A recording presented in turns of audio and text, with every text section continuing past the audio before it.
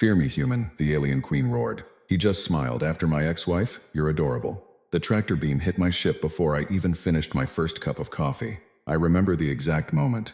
I had the mug halfway to my mouth, and then the entire rig shuddered like something had grabbed it by the throat. Hot coffee went sideways across the control panel. I swore, grabbed a rag, and checked the radar with one hand while cleaning up the mess with the other. That is the kind of man I am. That has always been the kind of man I am. Practical, unhurried, deeply underpaid. The radar told me everything I did not want to know. A Vreth warship, carrier class, hull markings indicating the Imperial fleet, had pulled up off my port side at a distance of about 800 meters. It was enormous. It was crimson and black, all sharp angles and protruding gun arrays, and it moved through space the way a predator moves through tall grass. Quiet, patient, already certain of the outcome. I set down my mug. "My name is Marcus Vell. I am 39 years old. I haul salvage for a living on a mid-range freight rig called the Callow Bird, which is a stupid name that came with the ship, and which I never got around to changing. I operate mostly in the outer lanes of the galactic compact trade routes, picking up derelict cargo containers and broken-down automated haulers and selling the parts to repair stations. It is not glamorous work. It does not pay well. But it is quiet, and after the last 3 years of my life, quiet is the thing I value most. Before the salvage work, I had a different life.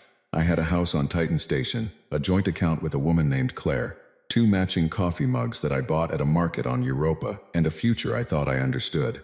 Then Claire and I got divorced, and the house went to her. The account was frozen pending settlement, and the mugs I kept because they were the only thing left in the apartment when the movers came, and I simply forgot to pack them into a box. The divorce took 14 months to finalize.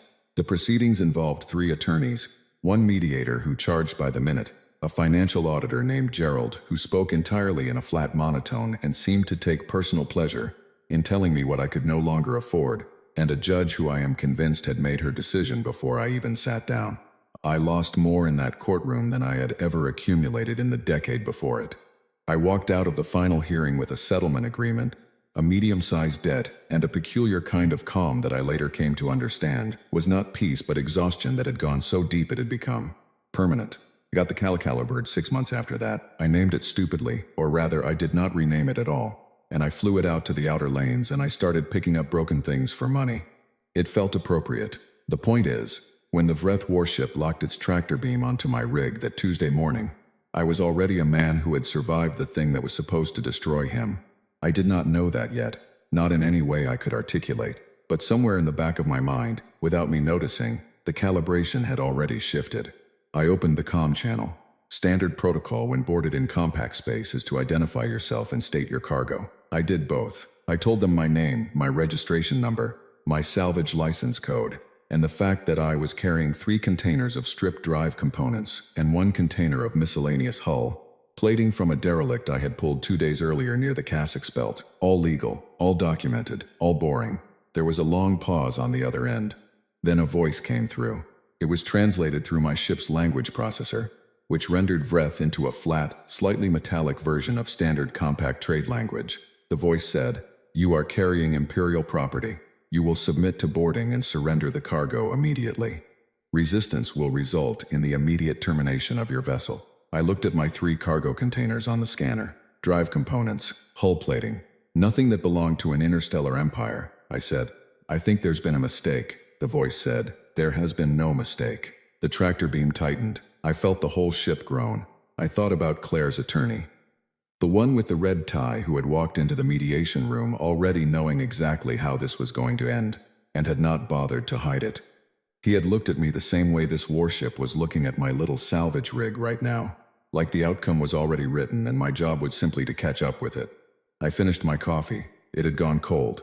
6 soldiers came aboard through the docking clamp they attached to my starboard hatch. They were Vreth, which meant they were tall. They moved like they had too many joints in all the wrong places, and their armor was the same crimson black as the warship outside. They had weapons drawn before the hatch had fully opened. I was standing in my own corridor with my hands visible, which is the sensible thing to do, and I watched all 6 of them fill the narrow space and make it feel very small. Their squad leader looked at me with the compound eyes that the Vreth have, which do not blink and do not move and somehow manage to convey contempt anyway. He said something in Vreth that my earpiece translated as, "You are smaller than expected," I said. I get that a lot. They took me without any drama. I did not resist. I had nowhere to run, and besides, I have found that drama rarely improves a situation. They walked me back through the docking clamp and into the warship, and I had just enough time to notice that the inside of a Vreth Imperial carriers smelled like something between machine oil and something organic that I could not quite name, and that every surface was hard and angular and covered in faintly glowing script that I could not read. They put me in a holding room. It was clean. It had a bench. I sat down. I was held there for what my watch told me 4 hours. Nobody came. There was no water. I sat on the bench and thought about my cargo, and about what Imperial property could possibly mean, and about whether Gerald, the financial auditor, had somehow managed to reach across the galaxy and ruin my life one more time. I would not have put it past him. When the soldiers finally came back, there were 8 of them this time. The squad leader told me, through his earpiece translator, that I was being taken before the Queen. I said, "Which Queen?" He said, "There is only one." I thought about that for a moment. Queen Zaravath. I had heard the name, of course. Everyone in the outer lanes had heard the name. She was the ruler of the Vreth Imperium, which controlled 11 star systems and had not lost a military engagement in over 200 years. She was described in compact intelligence briefings, at least the ones that filtered down to freight haulers, as ruthless, brilliant, and utterly without mercy. She had personally directed the campaign that ended the Halcyon Republic, which had been a civilization of roughly 40 billion people. She had done it in 6 months. The soldiers walked me through corridors that were long and high-ceilinged and lined with things I could only assume were trophies, because they were large and damaged and mounted on the walls with the deliberate care that suggested they were meant to be looked at. Ship parts, banners from other cultures, a few things I did not recognize and did not ask about. At the end of the longest corridor was a door that was very large and very heavy, and opened inward with a sound like the settling of a mountain. Beyond it was a room that was clearly built to make people feel small. It succeeded. The ceiling was easily 40 feet up. The floor was dark stone or something that looked like dark stone. At the far end, on a raised platform, was a throne, and on the throne sat the most powerful being in 6-star systems. I walked toward her across that floor, and I thought, clearly and without panic, she reminds me of Claire's attorney, not in appearance, in posture, in the absolute certainty that she already knew how this was going to end. I had been wrong about the attorney. I had lost, yes, but I had walked out breathing. I kept walking. The Queen looked down at me with eyes that caught the light like cut glass. She was enormous and armored and entirely still, and the court around her was silent in the way that rooms go silent when something dangerous is about to happen. Her bioluminescent markings pulsed once, slowly, in a pattern her court clearly recognized because several of them took a small step backward. I stopped at what felt like the appropriate distance and waited. She said nothing for a long moment. Then she leaned forward, just slightly, and spoke. The translator rendered her words in a clean, precise voice that somehow still carried the weight of someone who had never once been told. "No. You have stolen from the Vreth Imperium," she said. "The penalty is death. Do you understand this?" I looked at her. I thought about the morning of the final hearing. I thought about Gerald's monotone. I thought about the judge's face before I had even spoken. And I thought, she is going to be fair about it at least. Whatever happens, she believes she has a reason. That is more than the mediation room gave me. "I didn't know it was there," I said. "Whatever it is, I pulled a derelict. The cargo was on the manifest as salvage components. I didn't plant it and I didn't know." She looked at me the way that people look at things they are about to remove from their path. I held her gaze. The room was so quiet I could hear my own heartbeat. Steady. Not as fast as it probably should have been. That calm that is too deep to be peace. I was already in the worst place I had ever stood, and I was still standing. The throne room had perfect acoustics. Every sound carried. I could hear the faint hum of the ship's engines somewhere deep below the floor. A low, constant vibration that I felt more in my chest than heard with my ears. I could hear the breathing of the soldiers standing behind me. I could hear my own boots on the dark stone floor as I shifted my weight slightly, because I had been standing for a long time now, and my left knee aches in cold rooms, and that warship was very cold. Queen Zaravath had not moved. She sat with the stillness of something that had never once felt the need to rush, and she watched me with those glass-cut eyes, and her court watched her, and nobody in that enormous room said anything. Then she rose from the throne.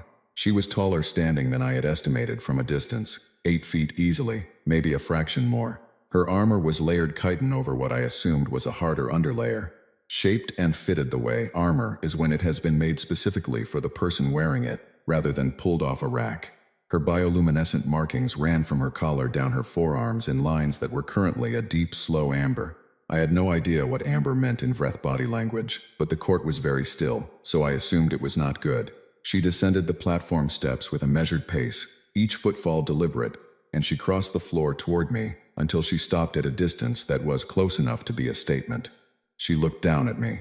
I looked up at her. This was, objectively, an absurd situation for a divorced salvage hauler from Titan Station to find himself in, and some part of me recognized that and found it faintly funny in a way I did not let reach my face. She said in that precise translated voice, "You are either very brave or very foolish. Your species tends toward both," I said. "I've been told it's hard to tell the difference." Something moved through her court. Not quite a sound, more like a collective intake of breath held just a beat too long. She studied me. Her head tilted the way that a bird's head tilts, sharp and sudden, a single degree off center. "You were told you faced death," she said. "You are standing here as though we are having a conversation about weather." I thought about how to answer that. I thought about Claire, not about her face, not about the good years, not about any of the things that used to come back to me at bad hours. I thought about the day of the final hearing. The way I had sat in the parking structure of the arbitration building for 40 minutes after it was over, not crying, not angry, just sitting in the car with the engine off and both hands on the wheel, feeling the particular weight of a life that had just been formally, legally, permanently altered. I had driven home after that. I had made dinner. It was pasta, because pasta was cheap and easy and I was very tired. I had watched something forgettable on the screen. I had slept, not well, but enough. The next morning I got up. That was the whole of it, really. That was the thing I had learned without knowing I was learning it. That the worst thing can happen, and the sun still comes up, and your body is still hungry, and the day still needs to be moved through. And so you move through it. Not because you're brave. Not because you've made peace with anything. Just because the alternative is worse, and you've already lost enough. I looked up at the Queen and I said, "I've had a rough few years." The amber in her markings pulsed once, she said. "Tell me," I blinked. "I'm sorry, tell me about these rough years." Her translated voice carried no mockery. She sounded, if anything, curious in the way that a scientist sounds curious when a result comes back unexpected. "You are standing in my throne room. You have been informed of your death sentence. You are looking at me as though I am a minor inconvenience. I want to understand why." I thought about it. I said, "Have you ever been married?" That landed differently than I expected. The court moved. Real movement this time. The shuffle of weight shifting. A few exchanged glances between the soldiers nearest the platform. The Queen's amber markings flickered. She said, "Vreth do not pair bond." I said, "Right. So imagine entering into a legal agreement with another person that is supposed to be permanent. You combine everything, your finances, your living space, your plans for the future. You build something together, or you try to, and then it ends. Not because of anything violent, just because the thing stops working, and the two of you can't agree on how to fix it, and eventually someone files paperwork, and the whole structure is dismantled piece by piece in a room with lawyers while a man named Gerald tells you what you're going to lose." She was quiet for a moment. "Gerald," she repeated. "The financial auditor," I said. He had a voice like a machine that was running low on power. He read out numbers for 6 hours. "And this experience," she said slowly, "is worse than what you are currently facing." I considered that seriously. I looked at her. I looked at the court. I looked at the guards with their weapons. I looked at the trophies on the walls. "Your Majesty," I said, "with all due respect, you're the most frightening thing I've encountered in about 4 years. And that's including the Halcyon documentary I watched last cycle." She stared at me. "But you're going to be fair about it," I said. "You think I stole something, you have a law. You're applying the law. I can work with that." The mediation room was not fair. Gerald was not fair. The judge had decided before I sat down. I paused. "You at least looked me in the eye first." The silence that followed was the longest I had experienced since the parking structure after the final hearing. Then Queen Zaroth, conqueror of the 9 moons, ender of the Halcyon Republic, ruler of 11-star systems, leaned forward toward me until her face was perhaps 18 inches from mine, and her bioluminescent markings blazed into a pattern I had no name for, and she roared. The sound filled the entire throne room. It was not a word at first. It was pure sound, the kind that moves through your chest and vibrates in the fillings of your teeth. The court snapped to rigid attention. The soldiers behind me stepped back. The temperature of the room seemed to drop 2 degrees. It was, by any objective standard, one of the most physically impressive displays of dominance I had ever witnessed. Then the word came through my earpiece. translated precisely and without inflection. Fear me, human. I looked at her. I thought of Claire's face at the mediation table. That specific expression she had when she already knew she had won, and was waiting for me to figure it out. The way the room had felt, the way Gerald had looked at his numbers, the way the judge's pen had moved before I had spoken a single word. This was terrifying. I will not pretend it was not. My hands were not shaking only because I had spent 3 years learning how to hold things steady after they were already broken. But it was not new, the shape of it was not new. The certainty on the other side, the closed door, the already written outcome. I had been here before. The room was different. The stakes were different. The creature in front of me was different. The feeling was not. I looked at the queen, who was still leaning toward me with her markings blazing, and something that was not bravery and was not stupidity moved through me, and I smiled, a real one, not performed, not defiant. Just the smile of a man who has been to the bottom already and knows, with the certainty of lived experience, that it does not have to kill you. After my ex-wife, I said, "You're adorable." I have thought about that moment many times since. I have thought about it from the perspective of someone who survived it, which is the only perspective I have.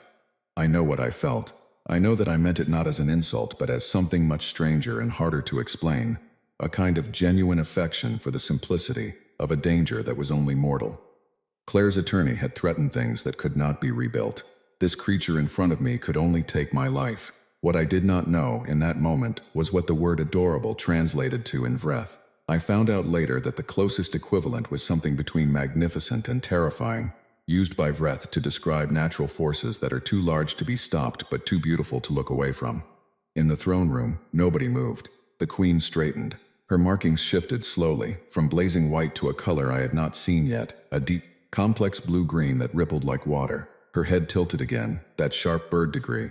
She looked at me the way I imagine a scientist looks when the unexpected result happens, a second time in a row, and she starts to think it might not be an accident. "What," she said very quietly, "is an ex-wife," and that was how I ended up staying, not in a cell, not quite in a guest room. Something into between, a space near the scholars' quarters that had a bunk, a heating unit, and a small window that looked out on the stars. The death sentence was not lifted. It was simply, as the court translator explained to me, postponed pending further inquiry. I had been given a reprieve, not because they thought I was innocent, but because the queen was curious. In 14 years of Vreth military history, I was told by the young court researcher named Dell, who became my unofficial handler, no human had ever stood in the throne room and responded to the queen's display with something the translator could only render as a compliment and a laugh. Dell was young by Vreth standards, which meant he was probably 70 years old and had only 3 of the 4 antenna-like sensory organs that older Vreth developed. He was assigned to me, I assumed, because nobody more senior wanted the job. He spoke trade language well, almost without the metallic flatness of the standard translator, and he looked at me with a combination of professional fascination and personal wariness that I found completely reasonable. "She wants to know everything about your ex-wife," he told me on the first morning, delivering something that was food in the way that engine components are technically fuel, and also about the mediation room, and about Gerald. I ate the food. It tasted like nothing particular, but it was warm. Gerald is not that interesting. She has read the phrase financial auditor 7 times in the report and says she does not understand what power a person with numbers has over a person with assets. I thought about that. Tell her it's complicated. She says everything humans say is complicated. That's fair, I said. And outside the small window, the stars moved past. The same stars I had been driving my salvage rig through for 3 years, alone and quiet and recovering from a thing I had not yet finished recovering from. I was aboard an alien warship, under a suspended death sentence, eating food that had no flavor. A queen who controlled 11 star systems had asked me to explain my divorce. I thought, this is still less strange than the day Gerald presented the asset report. I finished eating. I told Dell I was ready to talk. Nobody warned me about the scholars. There were 9 of them. They came into the room Dell had been using for our conversations, which was a kind of narrow conference space off the main research corridor, and they arranged themselves along one side of the low table in a row, with their documentation devices out, and their sensory organs pointed at me, like antennae tracking a signal. They varied in age, which for Vreth meant they varied in how many of those antenna-like organs they had fully developed and how much their armor-like exoskeleton had hardened and deepened in color over time. The oldest one in the room was nearly as tall as the queen and moved with the slow deliberateness of something that had been doing things carefully, for a very long time. Her name, Dell told me, was researcher Veth Karan, and she was the senior xenobiologist of the Imperial Fleet. She had spent 60 years studying species the Imperium had encountered. She looked at me with the expression of someone who had just been handed a problem that did not fit any of the existing categories. She said, through the room's translator, "We will begin with the emotional response in the throne room. Describe your internal state at the moment of the Queen's dominance display." I said, "Which part specifically?" "The moment of the vocalization, the roar." I thought about it honestly. "Recognition," I said. Veth Karan's sensory organs tilted forward. "Explain." The shape of it was familiar. The certainty coming from the other side. The feeling that the room had already decided. I had felt that before. In the mediation room. "You compared a life-threatening confrontation to a civil legal proceeding," she said. "Not a question." She was reading from a report. I assumed the report compiled from the throne room observation. "The room recorded your elevated cortisol signature, but noted that your motor control remained steady and your vocal tone did not display standard fear markers." "I was afraid," I said. "I want to be clear about that. I was afraid." "But you smiled." "Yes. Why?" I leaned back and thought about how to explain something that I had not fully explained to myself. "There is a specific feeling," I said, "that you develop when you have been through something you thought was going to end you, and it did not end you. But you came out of it different. Not better, not worse. Different. Like the thing recalibrated something inside you. After that, when something frightening happens, part of you measures it against the previous thing. And if it comes up smaller, something in you relaxes. Not completely, but enough." The 9 scholars wrote things down. All 9 at once. The scratching of their recording implements on their devices was the only sound in the room. For about 30 seconds, Veth Karan said, "The previous thing was your pair bond dissolution. The divorce, yes. Describe the dissolution process in detail." I described it. I described all of it. I described the morning Claire told me she had filed the paperwork, the way the light had been in the kitchen that day. Yellow and ordinary. The kind of light that has no business being present when your life is changing. I described the first attorney meeting, which felt like being told the rules of a game you did not know you were playing, and had already been losing for months. I described the mediation sessions, 3 of them, each one longer and more expensive than the last, in a building that smelled of recycled air and carpet cleaner and finality. I described Gerald, at length. The scholars took extensive notes on Gerald.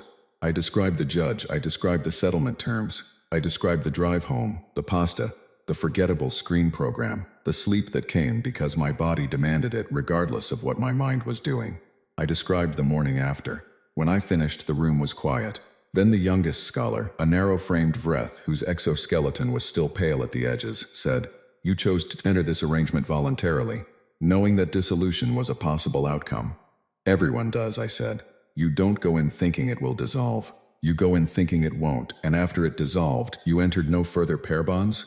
"Not yet," I said. "Would you?" "I thought about that." "Probably," I said, "eventually, when it doesn't feel like a very bad idea." The scholars looked at each other. I had learned to read very little of Vreth expression, but I recognized clearly that the look passing between them was something like collective unease. Veth Karan said, "Humans voluntarily enter arrangements that carry a documented risk of significant personal and financial damage, with full knowledge of that risk, and when the damage occurs they recover, and then consider entering the same arrangement again." "That's roughly accurate," I said. "Why?" I thought about the 2 mugs I had taken from the apartment. They were still in the cabinet on the Callow Bird. I used them every morning. Both of them, because one was never enough coffee when you lived alone in the outer lanes. Because the arrangement also carries the possibility of something very good, I said. And humans tend to weigh the possibility of good things heavily. Maybe too heavily. But that's how we're made. Veth Karan set down her recording device. She looked at me for a long time. Then she said something in Vreth that Dell, sitting against the far wall, translated for me in a quiet voice. She had not intended it for me, I think. It was directed to the room. What she said was, "No wonder they frighten the strategic modelers." I looked at Dell. He gave me the small, apologetic head tilt that I had come to understand.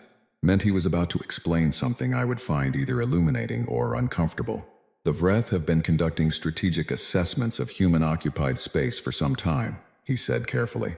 "The assessments have consistently rated humans as low risk on account of biological fragility, short lifespan, and emotional volatility."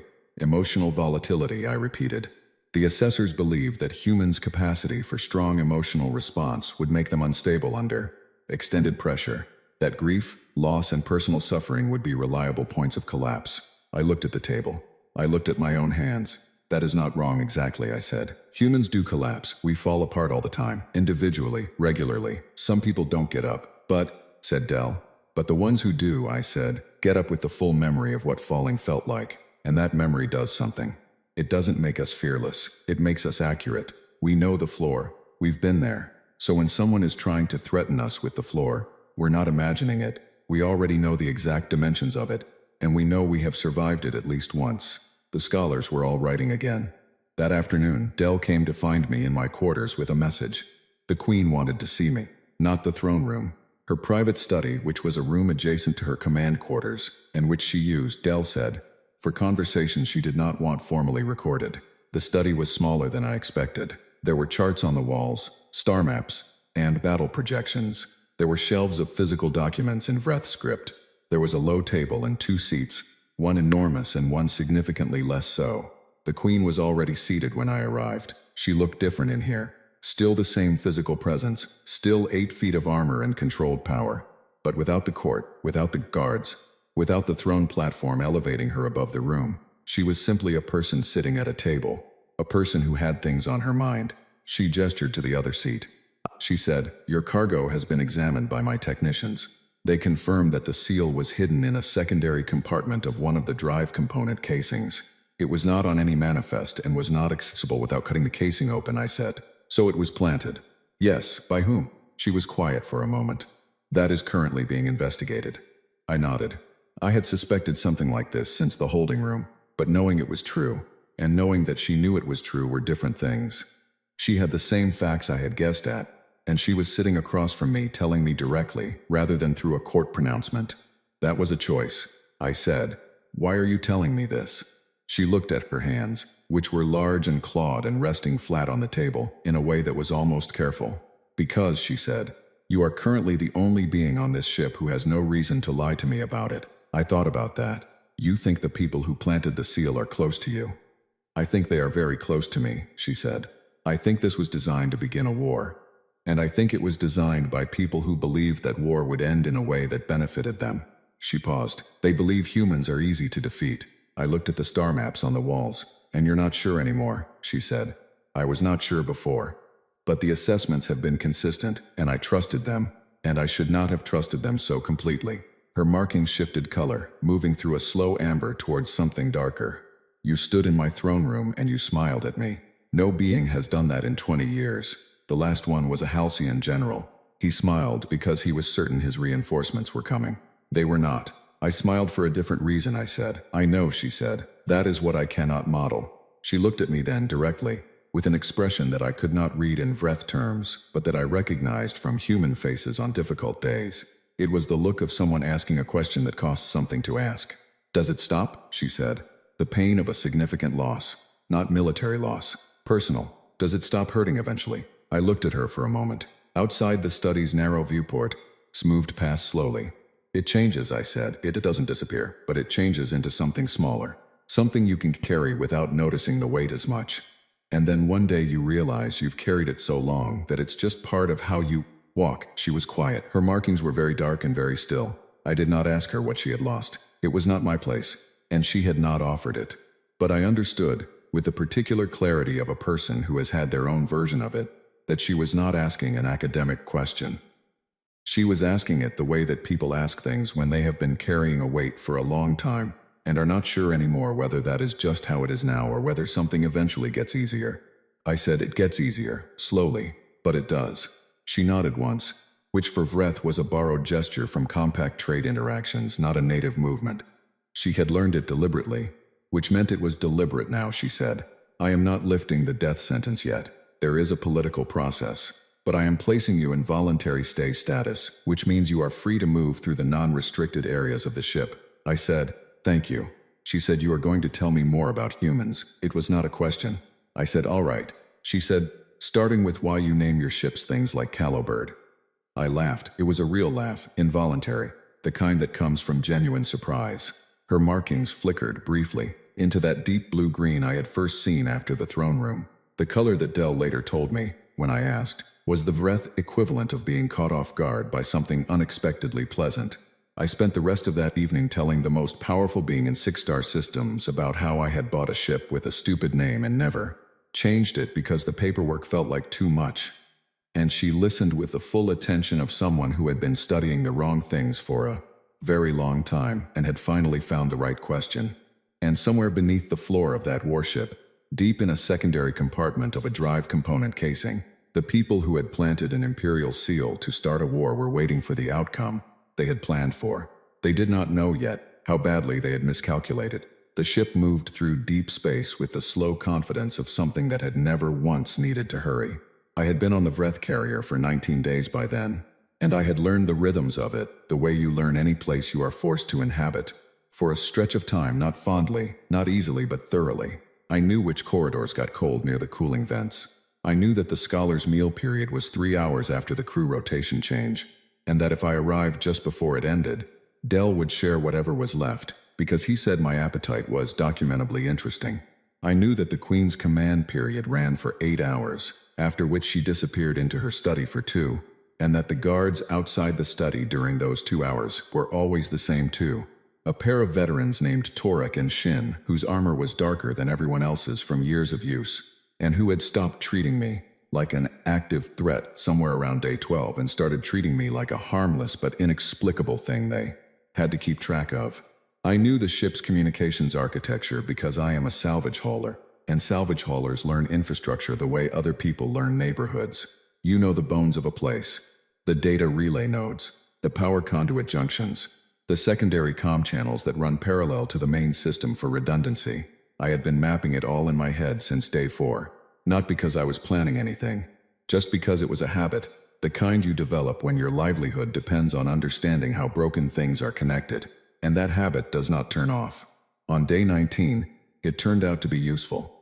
Dell found me in my quarters at the 3rd hour of the crew night cycle, which was as close to the middle of the night as the ship's schedule produced. He was moving quickly and quietly, which was not how Dell usually moved. He knocked, which was not something he usually did either. I opened the door. He looked at me with his sensory organs angled forward in the way I had come to associate with concentrated anxiety. He said, "Something has happened." He did not say it loudly. He said it the way you say things when you are not sure who else is listening. I stepped back from the door and let him in. He told me in short, careful sentences that a faction within the ship's senior command had made a move. 14 officers, led by General Vorak, who was the second highest military authority on the ship and who had been, Dell said carefully, very interested in the investigation into the planted seal. The faction had secured the primary communication bay, which controlled all transmissions in and out of the carrier. They had locked the Queen's senior loyalists in their quarters, using security seals that could only be overridden from the communications bay itself, or from the Queen's personal command station. And they were currently moving a team toward the Queen's study. "How many does she have with her?" I said. "Torek and Shin," said Dell. "Her personal guard rotation, and 2 research staff who happened to be working late. That's 4 people against a coup faction that just secured the comms bay." "Yes," said Dell. "Where are the loyalist troops?" "Locked in their quarters on decks 4 through 7. "And the ship's internal comms system?" Dell looked at me carefully. "Running through the comms bay, which Vorak controls." I sat down on the bunk for exactly 3 seconds. I thought about the ship's layout as I had mapped it over 19 days. I thought about redundancy systems, about the fact that every serious communications architecture has a secondary relay, about where the junction nodes for those secondary relays typically sit in a vessel this size, and about whether any of that was actionable by one human with no weapons, no rank, and no business being on this ship in the first place. Then I stood up. I said, "Do you have access to any maintenance sections?" Dell says, "I have a researcher's access level." "Which cov labs?" "Research bays, environmental systems, and maintenance corridors," I said. "That's what the compact standard architecture gives research staff." "Does this ship run compact standard architecture for its secondary systems?" Dell blinked his primary eyes slowly. "The secondary systems are Vreth proprietary, but they were adapted from compact standard about 40 years ago." "Right," I said. "Come with me." What followed was the longest 2 hours of my life, and I have had some long hours. We moved through the maintenance corridors, which were narrow and low-lit, and smelled strongly of that machine oil-organic combination that I had noticed when I first came aboard. The corridors were not built for humans. They were built for maintenance drones, and in emergencies, for Vreth crew who needed to access systems manually. I am 5 feet 11 inches, which is about 2 feet shorter than the average Vreth, and the corridors still required me to angle my shoulders on the bends. Dell was behind me, moving with the compressed, careful gait of someone doing something they were not sure was a good idea but had not yet found a reason to stop doing. The secondary relay junction I was looking for was on Deck 3, between the environmental regulation system and the cooling distribution network. I found it by following the conduit routing I had memorized, and when I opened the maintenance panel, I found exactly what I had expected and hoped for. A relay node that was physically connected to the backup communication channels that bypass the primary comms bay entirely, because that is what backup channels are for. The problem was that the backup system required a command-level authorization code to activate, which I did not have. The secondary problem was that command-level Vreth authorization codes are not, technically, breakable by a human with no special equipment in under 2 hours. The solution, which I am not proud of in terms of elegance but which I am proud of in terms of outcome, was that backup authorization overrides for physical relay nodes use a different security tier than software-level commands. Physical overrides, because they require someone to be physically at the node, are authorized at the maintenance access level rather than the command level, because the assumption is that someone who has physically reached the node is either authorized crew or has already bypassed several other security layers to get there. Dell had maintenance access. I talked him through the authorization sequence. He entered his credentials, and the backup relay came online with a sound like a held breath being released. I got on the channel and I talked. I did not pretend to be anyone. I identified myself Marcus Vell, human, voluntary stay status, no rank, no authority. I said that there was a coup in progress. I described what Dell had told me about Vorok's faction. I said that the Queen was in her study with 4 people, and that a team was moving on her position. I gave the deck numbers and the corridor routing as best I could estimate from what Dell had described. Then I said, I'm transmitting on backup relay junction 7 on Deck 3. If any of the Queen's loyalists have emergency access to backup channels, now would be the time. I released the transmit key and waited. For about 40 seconds, nothing happened. Then the channel crackled, and a voice came through that was not translated because it was speaking trade language, and it belonged to a Vreth officer named Commander Reith, who was, she told me in clipped and focused sentences, locked in her quarters on Deck 5 with 6 other loyalist officers and access to exactly one emergency override tool that she had not been relieved of, because Vorok's people had not known to look for it. She could use it once. She needed to know where it would do the most good. I told her about the team moving on the Queen's study. I told her the approximate timing. I told her that if she could clear a path to that corridor before the team arrived, 4 guards and a Queen, who was by every measure significantly more physically capable than I had initially given credit for, could hold a door against a small team long enough for other loyalists to break free. Reith said, "You are a human freight hauler." I said, "Salvage technically." She said, "Why are you doing this?" I thought about it. I thought about the 2 hours I had just spent in maintenance corridors. I thought about Dell behind me, anxious and loyal, and doing something that was going to cost him professionally if it went wrong. I thought about the Queen in her study, asking whether things stopped hurting eventually. I said she was going to be fair about it. Even the death sentence, she was going to be fair. There was a pause. Reith said, "Stand by." What happened in the next 45 minutes I only know in pieces, because I was in a maintenance corridor and not in a position to observe any of it directly.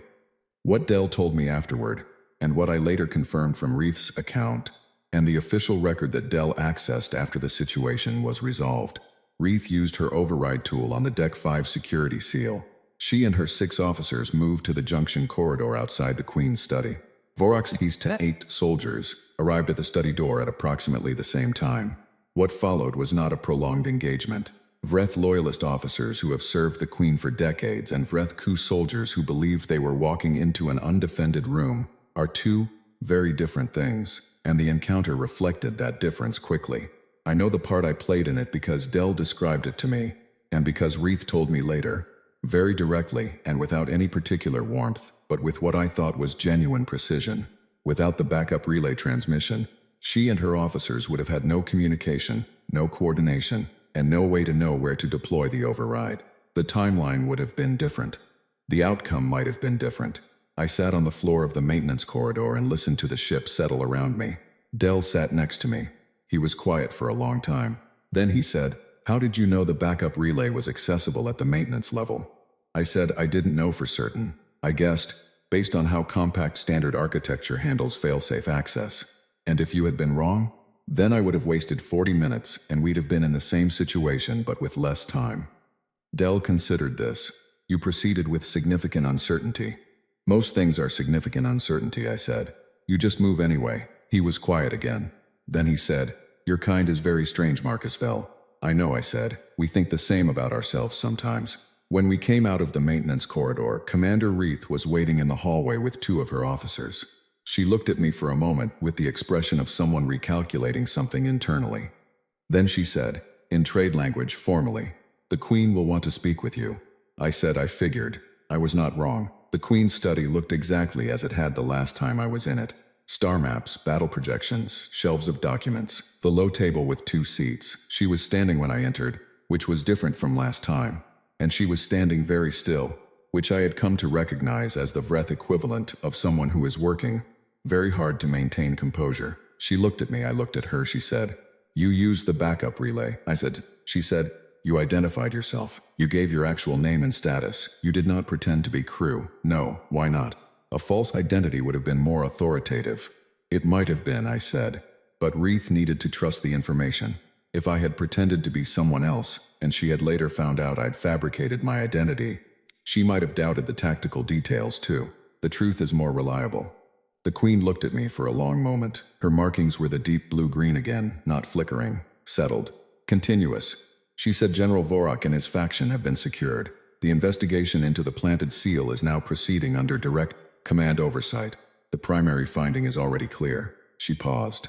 Vorak believed that a war with human space would strengthen his political position within the Imperium. He believed the war would be short and decisive, because the assessments told him it would be. "And now?" I said. She looked at the star maps on the wall.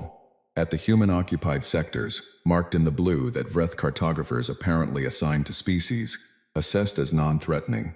"The assessments are being revised," she said. I nodded. She said, "You helped me tonight, without being asked, without any guarantee of personal benefit. The death sentence is still technically." "I know," I said. "Why?"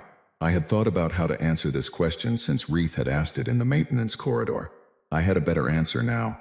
"Because," I said, "what Vorak wanted was a war based on the idea that humans fall apart when pressed, that we're easy. That loss breaks us in ways it doesn't break other species."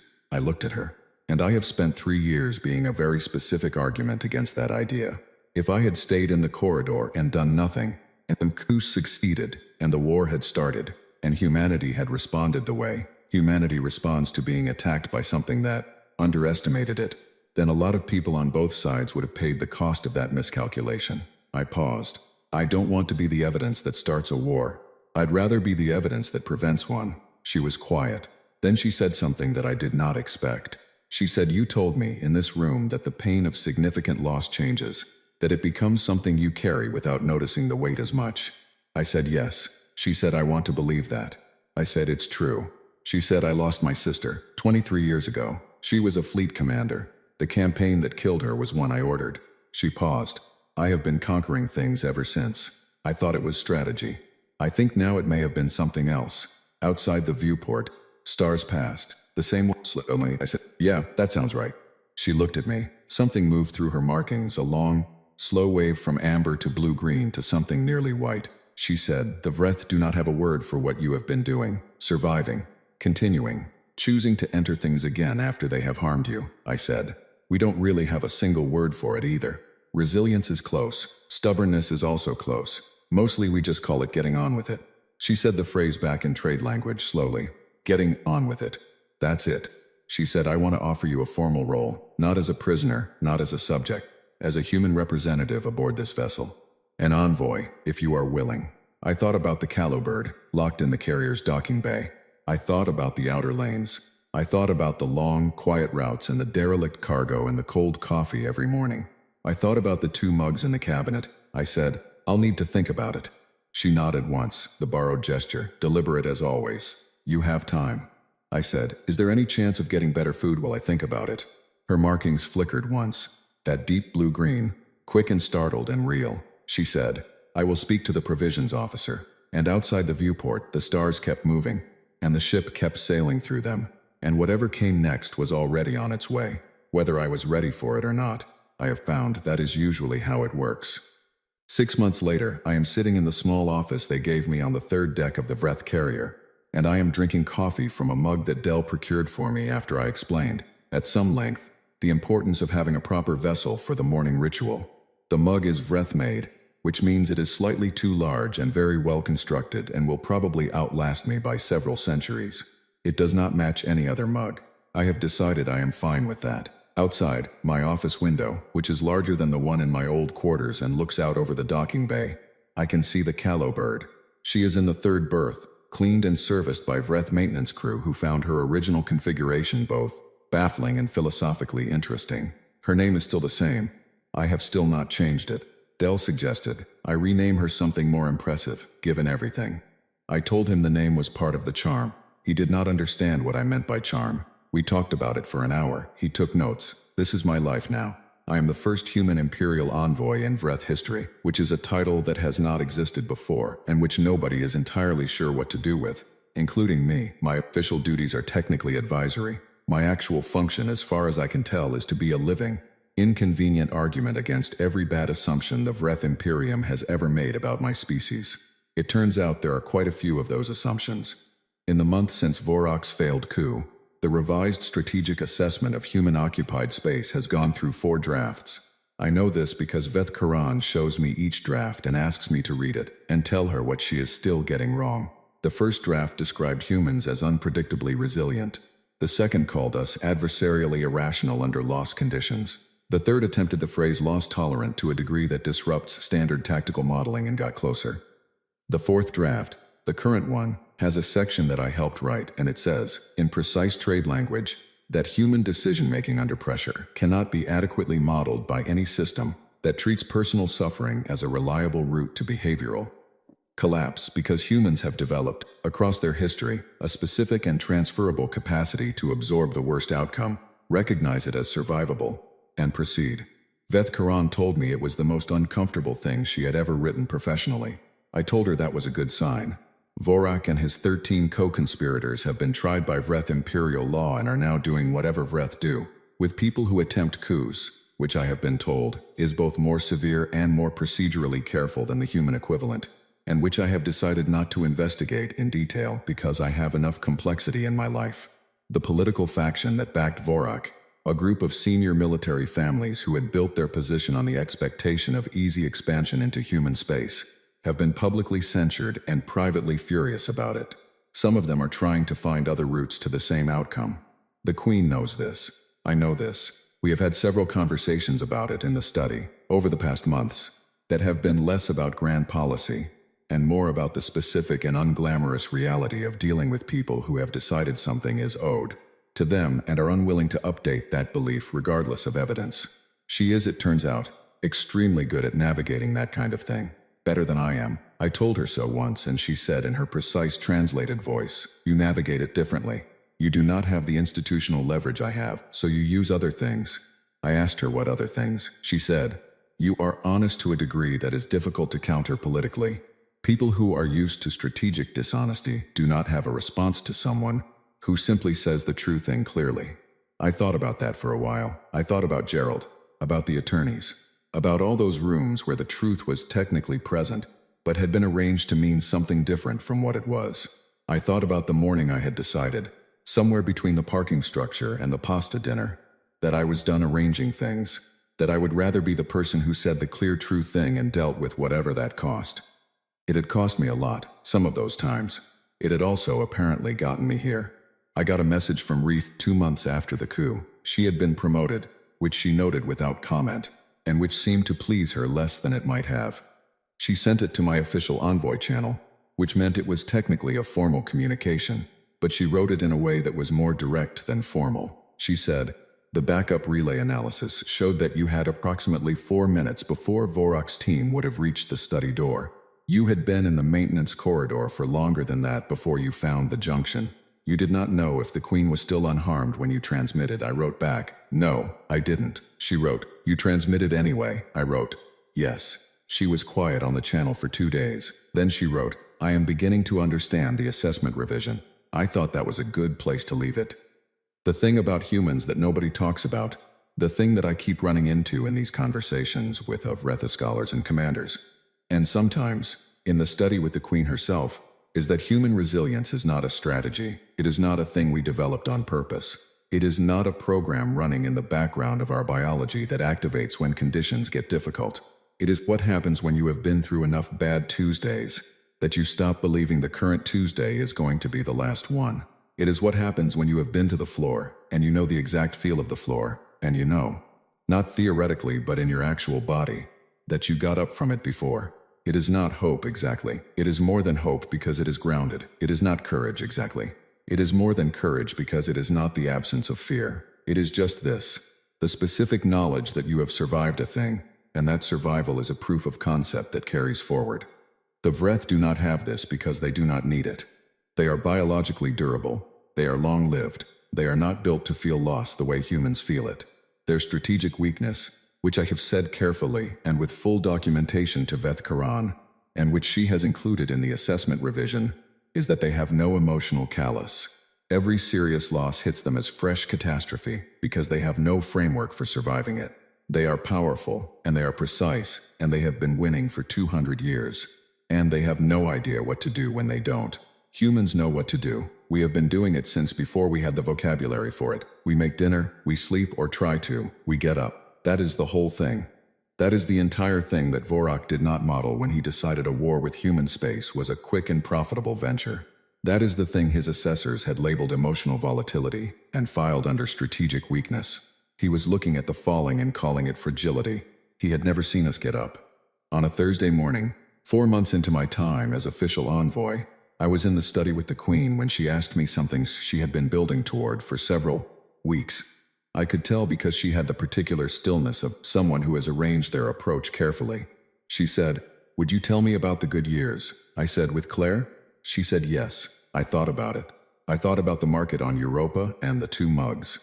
I thought about an evening about 4 years before the end, when we had been sitting outside on a transit platform on Titan Station, waiting for a delayed shuttle, and it was cold, and the delay was getting longer, and we had shared a single jacket between us and complained about the cold, and laughed about something I cannot even remember and been, simply and completely, a pair of people who were glad to be in the same place. I said, "There were good years," she said. "Tell me one."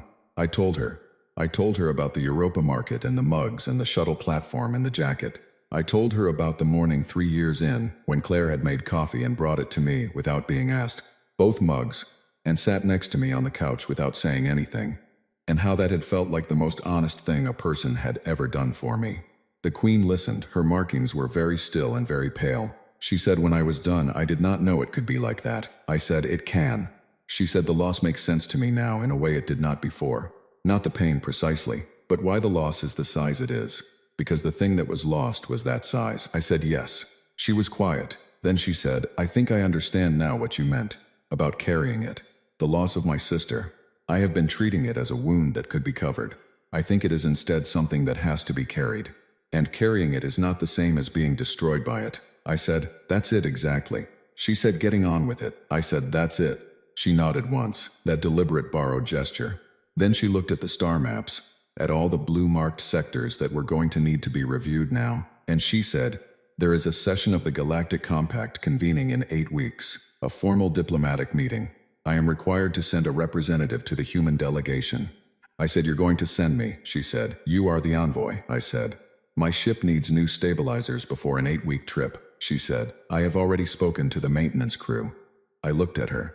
"You were very confident I'd say yes." Her markings moved through that wave of blue-green. "You are a human," she said. "You will say yes, because it is the next thing to do, and you do the next thing." She was not wrong. I finished my coffee that morning in the study, looking at the star maps and thinking about the 8 weeks ahead, and the human delegation who were going to have a great many questions about why a salvage hauler from Titan Station was representing the Vreth Imperium. I thought about what I would tell them. I thought I would tell them the truth, the way I always did, the clear, simple, true thing. I would tell them that I had found myself in a situation that was supposed to end badly, and it had not, and that the reason it had not was not because I was impressive but because I was stubborn, And because the worst Tuesday of my life had turned out not to be the last Tuesday. And because sometimes that is all it takes. I would also tell them that the most powerful being in six-star systems had asked me whether pain stops hurting eventually, and had nodded when I told her it changes, and had said very carefully, getting on with it, and had meant it. And that meaning it was the beginning of something. The way mornings are the beginning of something. Every single one. I would tell them, we are going to be okay. I have always believed that. It is not because things are easy. It is not because loss is small, or fear is nothing, or Tuesdays are gentle. It is because I have been to the floor, and the floor is survivable, and I know that now in my bones. I got up. That is the whole story. That is the thing no alien empire could have predicted and no strategic assessment could have modeled. We get up. Every single time. We get up.